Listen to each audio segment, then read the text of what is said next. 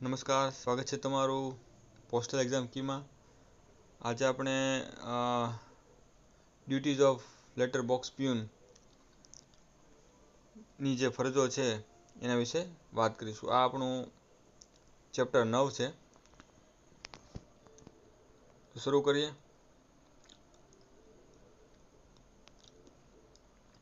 આ છે about us, disclaimer.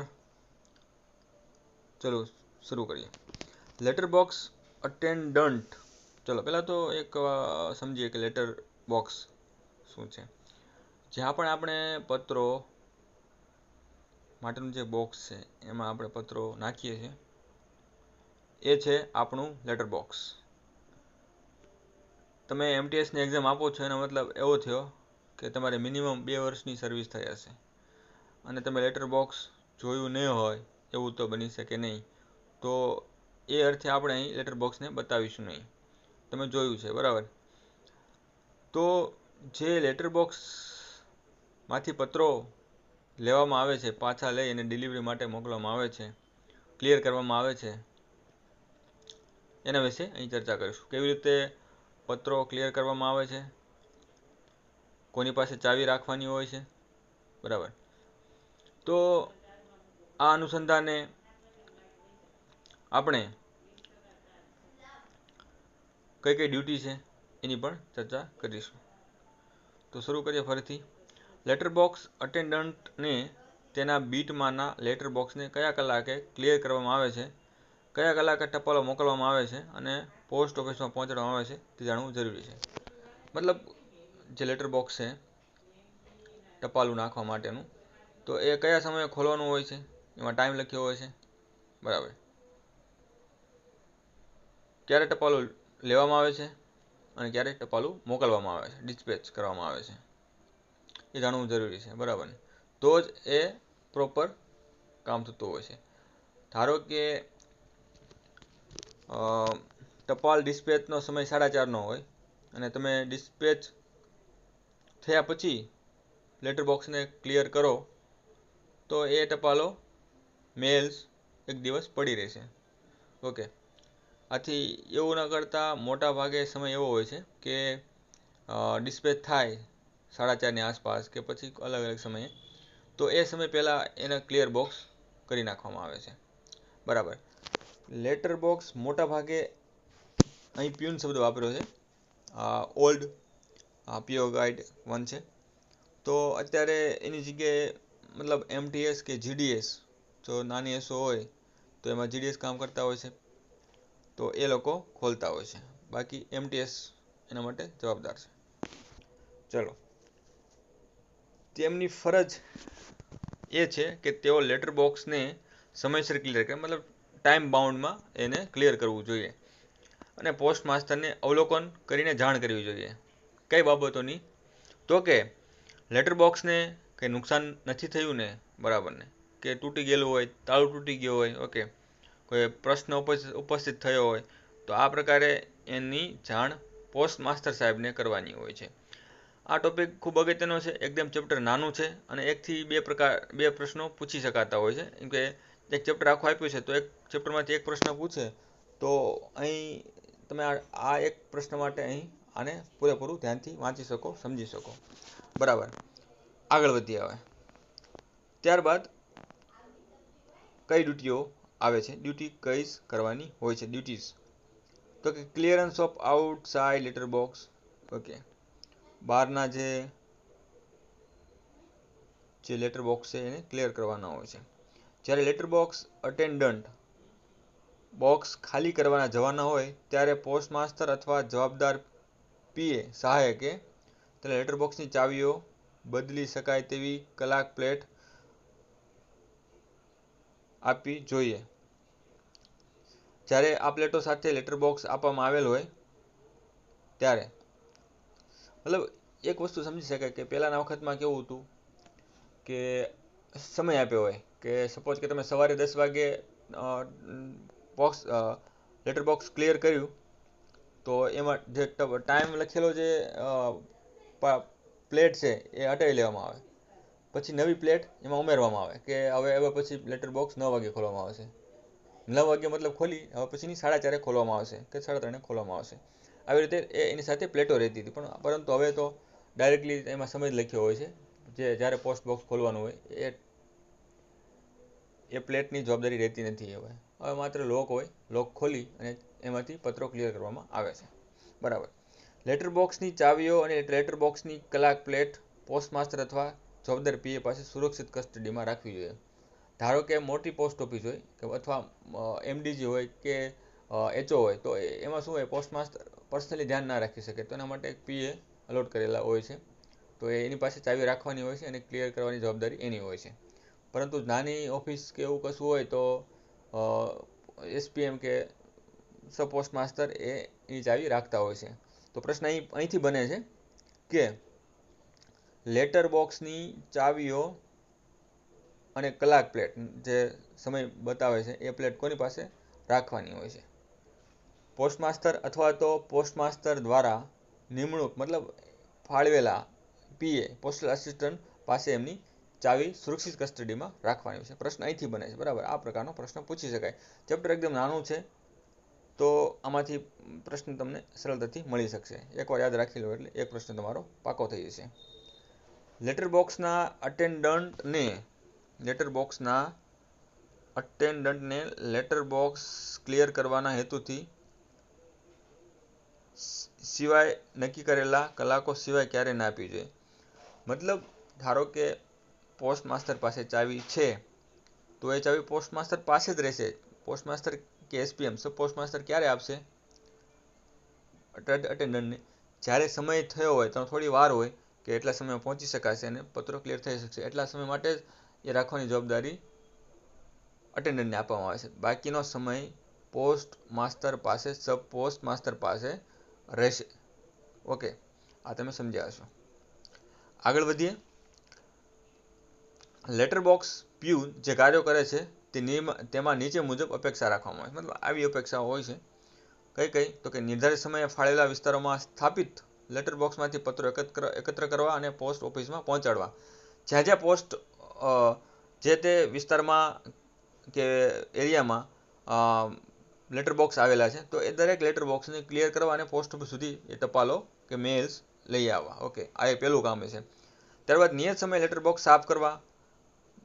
અમુક સમય એવું કે ધૂળ થઈ ગઈ હોય, અંદર ધૂળ ભરી હોય, અમુક કચરો નાખી દેતા હોય છે, તો એને સાફ કરવાની જવાબદારી પણ કોની પાસે હોય છે? પ્યુન પાસે. ઓકે, અત્યારે તો પ્યુન શબ્દ નથી વાપરતા, એમટીએસ મલ્ટીટાસ્કિંગ સ્ટાફ કે જીડીએસ જે હોય એ. આપણે જે આપ્યું છે એ પ્રમાણે આપણે ફોલોઅપ કરીશું. ઓકે, તો તમારે પ્યુનની જગ્યાએ એમટીએસ કે જીડીએસ તમે સમજી શકો. ઓકે,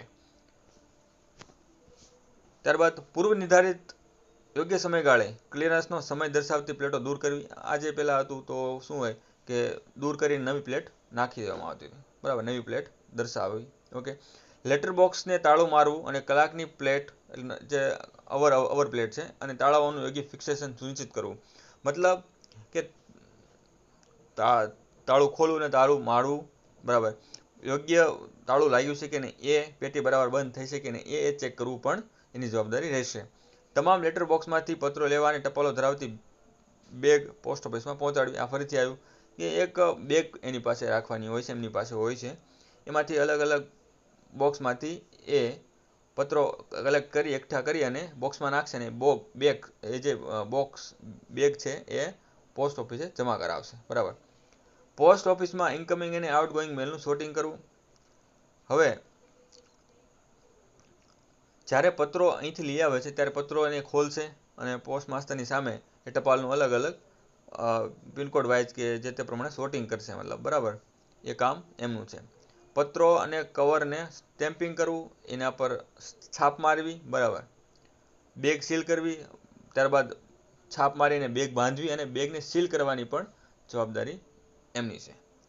અને તેમને મેલને વાનમાંથી લોડ અને અનલોડ કરવા. મેલ વાન આવતું હોય અથવા કોઈ બસ આવતી હોય તો બસમાંથી આવતા હોય તો એ પણ જવાબદારી એમની છે અને ત્યાં પહોંચાડવાની જવાબદારી પણ એમની છે. ઓકે, લેટર બોક્સ અટેન્ડન્ટને ટીએમઓ સિવાયના એમઓને ચૂકવણી કરવાની પરવાનગી નથી. મતલબ ટીએમઓ સિવાયની પરવાનગી નથી. પોસ્ટ ઓફિસમાં નોકરી કરતા લેટર બોક્સ અટેન્ડન્ટ કે જેની સાથે ટાઉન સબ પોસ્ટ ઓફિસ અને બ્રાન્ચ સબ ઓફિસ જોડાયેલ છે, બરાબર. તેમની ફરજો ઉપરાંત ટાઉન સબ ઓફિસ અથવા બ્રાન્ચ ઓફિસમાં ત્યાંથી મેલ લેવા પહોંચાડવા માટે પણ કામ કરાવી શકાય છે. ધારો કે એક જ સિટીમાં કે એક જ શહેરમાં 2 પોસ્ટ ઓફિસ હોય અથવા બીઓ હોય, તો ત્યાંથી પણ મેલ લાવવા અને લઈ આવવાની જવાબદારી સોંપી શકાય છે. તેમની સેવાનો ઉપયોગ લેટર બોક્સ અટેન્ડન્ટ ઉપરાંત પેકર ડ્યુટી તરીકે પણ કરી શકાય. ઓકે, તો પેકર એટલે જે નાની એસો હોય કે એમાં એમટીએસ કામ ન કરતા હોય, તો એવી જગ્યાઓએ જે જીડીએસ કે એમટીએસ જીડીએસ કામ કરે છે એને પેકર તરીકે ઓળખવામાં આવે છે, બરાબર. પેકર ડ્યુટી તરીકે પણ અલોટ કરી શકાય. ચલો, આ આપણે ડ્યુટી સમજી ગયા, બરાબર. હવે જે એપ્લિકેશન યુઝ થાય છે, હવે ટેકનિકલ વસ્તુ અહીં આવશે આગળ, કે લેટર બોક્સમાંથી હવે ડિજિટલ ઇન્ડિયા તરફ આપણે આગળ વધ્યા છીએ, તો એ અનુસંધાને ઇન્ડિયા પોસ્ટ એ પણ એક નવી એપ્લિકેશન વિકસાવી છે. એનું નામ છે નાન્યથા. ઓકે, યાદ રાખવું, નાન્યથાના પ્રશ્નો પણ પૂછાયા છે, મેં ચેક કર્યા હતા, તો એને આપણે અવગણીશું નહીં. ઓકે, નાન્યથાના પ્રશ્નો પૂછાય છે. ઓકે, તો નાન્યથા શું છે? એક એપ્લિકેશન છે. પૂછે તમને કે નીચેનામાંથી કઈ એપ્લિકેશન લેટર બોક્સ ક્લિયર કરવા માટે વપરાય છે, તો શું છે? નાન્યથા, for electronics clearance of letter boxes. Okay, આવું છે. તે શું છે? તો કે real time based and GPS enable mobile software છે. એક પ્રકારનો મોબાઈલ સોફ્ટવેર છે, એપ્લિકેશન છે, જે મોબાઈલમાંથી આપણે એમાં જીપીએસ ઓન કરીએ ત્યારે એ આપણે એને પહોંચે છે કે નહીં, ઓકે, ત્યાં એકદમ ક્લિયર થયું છે કે નહીં, એ આપણે ચકાસણી કરી શકીએ. ઓકે, તો ઉદ્દેશ્ય શું છે એનો? લેટર બોક્સની ક્લિયરન્સ પર દેખરેખ રાખવાનો, બરાબર. અમુક વાર એવું થતું હોય કે લેટર બોક્સ ક્લિયર કરવામાં નથી આવતા, બરાબર, ખોલે જ નહીં, તો ફરિયાદો પણ આવતી હોય છે. એ અનુસંધાને ઇન્ડિયા પોસ્ટે એક દેખરેખ રાખવા માટે કે ખુલ્યા છે નથી ખુલ્યા, બરાબર, તો એની માટેની એક વ્યવસ્થા પણ ગોઠવી છે. એના માટે સ્પેશિયલ માણસો કામ કરતા હોય છે. ઓકે, તો લેટર બોક્સનું સ્થાન, ક્લિયરન્સની તારીખ અને સમય, પત્રોની સંખ્યા, એલબી અટેન્ડન્ટનું નામ સર્વપ્રથમ જાણી શકાય છે. ઓકે, હવે ધારો કે કોઈ વ્યક્તિને જાણવું છે કે પોસ્ટ બોક્સ ખુલ્યું છે કે નથી ખુલ્યું, તો એની માહિતી તમને સર્વર પરથી મળી શકશે. એમાં તમે કઈ કઈ વસ્તુઓની માહિતી મેળવી શકો, તો કે બોક્સ કઈ જગ્યાએ આવેલું છે, એનું સ્થાન ક્યાં છે, બરાબર, કઈ તારીખે ક્લિયર થયું હતું લાસ્ટ. ઓકે, એમાં બધું ડેટા ચડતો હોય એનો. પછી તારીખ અને સમય, કેટલા વાગે, 2:10, 3:10, ઓકે, આવો સમય હોય એનો ક્લિયર થવાનો સમય અને તારીખ. પત્રોની સંખ્યા, ધારો કે તમારે ત્યાંથી 5 પત્રો મળ્યા, તો 5 પત્રો એમાં એડ કરવા પડે, મતલબ જે હું તમને આગળ કહી શકું, એપ્લિકેશનમાં એનો ડેટા ચડાવવાનો હોય, તો એ સંખ્યા મળે કે 25 તારીખે ફલાણું બોક્સ ક્લિયર કર્યું આટલા વાગે અને આટલા પત્રો મળ્યા, અને એલબી અટેન્ડન્ટનું નામ, મતલબ કોણે એ કર્યા, અટેન્ડન્ટનું નામ પણ એમાં જાણી શકાય છે. દરેક લેટર બોક્સને એક અનન્ય બારકોડ હોય છે. હવે સમજ્યા તમે કે દરેક જે લેટર બોક્સ હોય એ તમે ખોલો અંદર, ઓકે, ખાનું એનું ખોલો લેટર બોક્સનું, તો એમાં તમને એક અનન્ય એટલે યુનિક બારકોડ તમને જોવા મળશે. ઓકે, એ બારકોડ સ્કેન કરવાનો હોય. બારકોડ સ્કેન કર્યા પછી એમાં આર્ટિકલ નાખવાનો હોય. ઓકે, આવી રીતે આ એપ્લિકેશન કામ કરતી હોય છે. પહેલાં એક પિનકોડ અને ત્યારબાદ 12 અંકનો સિરિયલ નંબર હોય છે. ઓકે, તો કે જે એની યુનિક ડિજિટ મતલબ યુનિક જે બારકોડ છે એમાં પહેલાં પિનકોડ હોય. ધારો કે અમદાવાદનો હોય, ભાવનગરનો હોય, રાજકોટનો હોય, મતલબ કોઈ પણ એક જે પોસ્ટ બોક્સ છે એમાં જે સ્પેસિફિક જે બારકોડ મતલબ આપેલા હોય છે, એમાં એક પહેલાં પિનકોડ હોય ત્યારબાદ 12 અંકનો સિરિયલ નંબર હોય. ઓકે, આવી રીતે આ એનું એક ડિજિટલ ડેવલપમેન્ટ છે, બરાબર. તો આવી રીતે એનું ક્લિયરન્સ થતું હોય છે. પ્રક્રિયા જો હવે કેવી રીતે એને ક્લિયર કરવામાં આવે છે એ પણ આપણે સમજી લઈએ. લોકેશન કેપ્ચર કર્યા પછી, ચલો પહેલાં તો શું કરવામાં આવે છે, એનું લોકેશન ઓન કરવામાં આવે છે, ત્યારબાદ લોકેશન કેપ્ચર કરવામાં આવે, ત્યારબાદ લેટર બોક્સ અટેન્ડન્સ તેને ખોલે છે, બરાબર, એને ખોલવામાં આવે છે. અંદરના પત્રોની સંખ્યા ગણવામાં આવે છે કે 10, 15, 25, 50, 60, 100, 200, બરાબર, અને ઇન્સ્ટોલ કરેલ એન્ડ્રોઇડ એપ્લિકેશનનો ઉપયોગ કરીને હેન્ડસેટ દ્વારા અંદર ફિક્સ કરેલા બારકોડને સ્કેન કરવામાં આવે છે, બરાબર. પછી અટેન્ડન્સ પોતાનું નામ દાખલ કરે છે, નામ ઓટોમેટિક આવી જાય છે, અને સ્માર્ટફોન એપ દ્વારા ક્લિયર કરેલા લેખોની સંખ્યા સર્વર પર અપલોડ થાય છે, બરાબર. આવી રીતે એની કામગીરી થતી હોય છે. ઓકે, ચલો આ આપણે સમજી ગયા નાનેથા એપ્લિકેશન. ઓકે, એનું કેવું છે mobile application, real time GPS enable mobile system, બરાબર. 12 અંકનો સિરિયલ નંબર આ પૂછાઈ શકે અહીંથી કેટલા અંકનો હોય છે. ઓકે, અને એને બારકોડ હોય છે, એક પિનકોડ અને ત્યારબાદ 12 અંકનો સિરિયલ નંબર હોય છે. ઓકે, હવે એને MCQ તરફ આપણે આગળ વધીએ. રિવિઝન ફટાફટ કરી લઈએ એનું કેટલું આપણને આવડે છે. ઓકે, એકવાર લેટર બોક્સ ક્લિયરન્સ પછી LB પટ્ટાવાળાએ લેટર બોક્સની ચાવીઓ કોને સોંપવી જોઈએ, બરાબર. મેં તમને અગાઉ પણ કહી દીધું. ઓકે, આ બધા PYQ છે. કોઈ રિસ્પોન્સિબલ આસિસ્ટન્ટ અથવા પોસ્ટમાસ્ટર બંનેમાંથી એકને સોંપી શકાય, જે હોય તે. લેટર બોક્સ પટ્ટાવાળાની ફરજો અંગે નીચેનામાંથી કોઈ વિધાન ખોટું છે. ખોટું પૂછ્યું છે એને. ઓકે, ખોટું છે. તેની પાસે LB ના ક્લિયરન્સની ફરજ છે, સાચું છે. તેમણે નાન્યથા એપમાં ડેટા અપલોડ કરવાનો હોય છે, સાચું છે. તેને બદલી શકાય તેવા ક્લાર્ક પ્લેટની પ્લેટો દૂર કરવી પડશે અને નવી સાથે બદલાવી પડશે, સાચું છે. ઓકે, બધા સાચા, બાકી એક ખોટું નહોતું એમાં. કયા દિવસે લેટર બોક્સ ક્લિયર કરવાની જરૂર નથી, પોસ્ટલ રજાઓ હોય અને રવિવારે. આ 2 દિવસોએ પોસ્ટલ લેટર બોક્સ ક્લિયર કરવામાં આવતું નથી. ઓકે, લેટર બોક્સની મંજૂરી માટે કઈ એપ્લિકેશનનો ઉપયોગ થાય છે, નાન્યથા. LB પટ્ટાવાળાની ફરજો શું છે, આપણે જોઈ ચૂક્યા છે. લેટર બોક્સનું ક્લિયરન્સ કરવું, ટાઉન સબ પોસ્ટ ઓફિસ અને બ્રાન્ચ ઓફિસમાં ત્યાંથી ટપાલો પહોંચાડવી અને પેકર તરીકે કામ કરવું. આ બધી એની જવાબદારી હોય છે. ત્યારબાદ LB પટ્ટાવાળાએ કઈ વસ્તુ સાથે રાખવાની હોય છે જ્યારે તેના રાઉન્ડમાં આગળ વધવાનો હોય, મતલબ જ્યારે પોતાના બીટમાં કે અથવા પોતાના એરિયામાં જ્યારે આગળ વધતા હોય ત્યારે પટ્ટાવાળાએ શું રાખવાનું હોય છે. લેટર બોક્સની ચાવી હોવી જોઈએ, બરાબર. ચેન્જેબલ અવર્સ પ્લેટ હોવી જોઈએ. લેટર બોક્સમાં મળેલ લેખ મૂકવા માટે એક સી બેગ હોવી જોઈએ. દરેક વસ્તુ સાથે હોવી જોઈએ. તો શું આવશે જવાબ એનો? સી. ડી આવશે. બધી વસ્તુઓ સાથે રાખવી જોઈએ. લેટર બોક્સ અટેન્ડની ફરજો શેમાં વ્યાખ્યાયિત કરવામાં આવી છે? આ અંગે આપણે એક પેલું ચેપ્ટર છે એમાં આપણે ભણી ચૂક્યા. ઓકે, એમાં એનો ભાગ મેં તમને કીધું હતું કે યાદ રાખવું કયા વોલ્યુમમાં છે, કયા ભાગમાં છે, બરાબર ને. તો વોલ્યુમ 6 અને ભાગ 3માં એનો ઉલ્લેખ છે લેટર બોક્સ અટેન્ડન્ટનો. ઓકે, લેટર બોક્સ પટ્ટાવાળાની સેવાનો ઉપયોગ પેકર તરીકે થઈ શકે. ઓકે,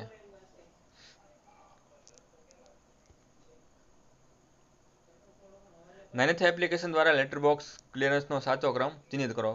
ક્રમમાં તમારે જણાવવાનું કેવી રીતે કરવાની હોય છે. તો કે ઓપન નાન્યથા જીપીએસ એનેબલ કરવાનું, એ તમને કીધું હતું. ત્યારબાદ અપડેટ નાન્યથા એપમાં લેટર્સ. અપડેટમાં શું હોય કે લેટર ડેટા અપલોડ કરવો, એટલે અપડેટ થયું, બરાબર. ત્યારબાદ એને ચેક કરી અને અપડેટ કરી દેવાનું, મતલબ અપલોડ કરી દેવાનું, એટલે તમારું કામ પૂરું, બરાબર. એ જવાબ આવશે એ.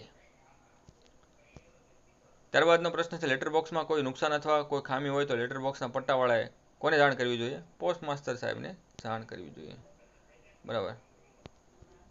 ચલો, આ સાથે આપણે આ નાનકડું ચેપ્ટર પૂરું કરીએ.